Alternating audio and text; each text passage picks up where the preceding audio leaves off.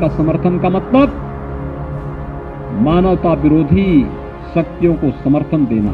Good Taliban bad Taliban, good terrorism bad terrorism, ये अब चलने वाला नहीं। अभी इंडिया ने अफगानिस्तान के साथ संबंध अपने थोड़े बेहतर किए। कल यहाँ पे इनके फॉरेन मिनिस्टर थे, आज वो देवबंद में है।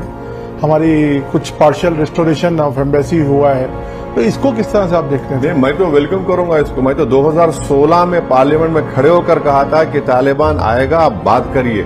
जब कई मीडिया के लोग, पॉलिटिकल बीजेपी के लोग गाली दिए मुझे, ये देखो तालिबान की बात कर रहा है। I request the government of India to examine my proposal of opening a diplomatic channel with Taliban. In 2014, US is leaving Afghanistan.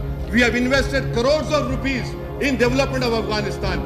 If we don't engage with them, then we'll be allowing our neighboring country to enter over there, use that territory for anti-national activities. When Gulf countries have opened an embassy, Western countries are talking to them. I once again urge upon the government, please act on your promises. Your promises are going to make difference whether you come back here or not. And the last question, I want to know whether this government is really serious about Afghanistan, because Afghanistan is going to be a grave challenge to us. After spending of trillions of dollars, we still see that the government is not in control.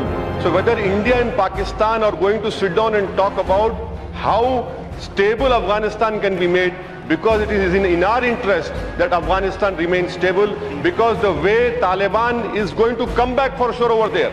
These all experts are saying, these are not my words.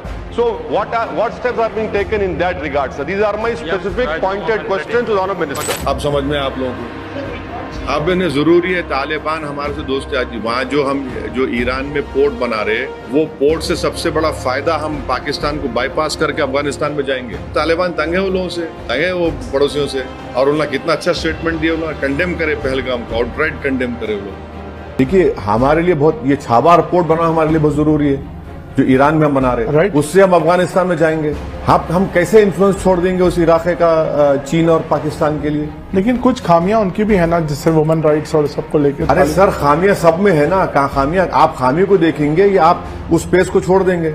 आप कौन होते भाई? आपके घर में क्या हो रहा है आप देख लेना।